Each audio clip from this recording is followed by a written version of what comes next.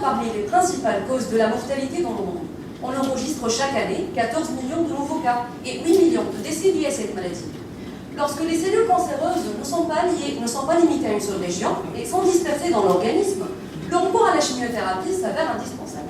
Cette dernière consiste à l'administration de substances médicamenteuses qui permettent d'empêcher ou de ralentir la multiplication anarchique des cellules cancéreuses dans l'organisme. Toutefois, l'effet toxique de la chimiothérapie peut également toucher les cellules saines et entraîner la chute des globules blancs, qui sont chargés de défendre l'organisme contre les infections. Le système immunitaire est atteint et c'est là que peuvent apparaître les symptômes, tels que la perte des cheveux, les nausées, la fatigue intense, etc. Le traitement de chimiothérapie le plus courant utilise des toposides. Mais 95% de l'étoposide administrée par voie intraveineuse se lie à l'albumine du plasma.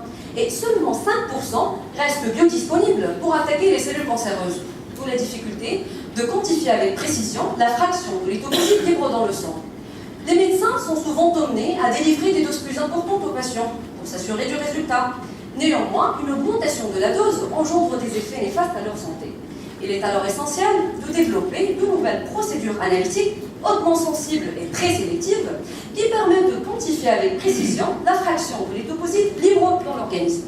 C'est dans ce cadre que se situe mon travail qui a pour objectif de développer un nouveau capteur électrochimique ultra sensible et hautement sélectif pour l'analyse in vivo de l'étoposide. Ce capteur est basé sur la technique de l'impression moléculaire qui est fondée sur l'électropolymérisation des monomères autour des molécules de l'étoposide, pour former un film très mince de quelques centièmes de micromètres dans lequel ces molécules sont piégées. Après l'extraction de ces molécules, on obtient un polymère qui contient des cavités et qui garde en mémoire la forme et la géométrie de la molécule de l'étoposide et peut même les reconnaître dans des milieux très complexes.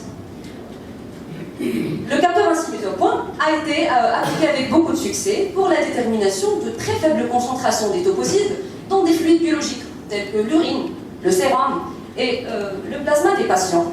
Il nous a permis de détecter des concentrations aussi faibles que 5 parties par billion, sans aucune interférence significative de la matrice biologique. La combinaison judicieuse entre la technique de l'impression moléculaire et l'électrochimie ouvre une voie royale pour le développement d'une nouvelle génération de capteurs qui peuvent être appliqués dans divers domaines, tels que le domaine médical, et plus particulièrement dans les analyses ciblées, dans l'environnement et dans l'agroalimentaire. Merci.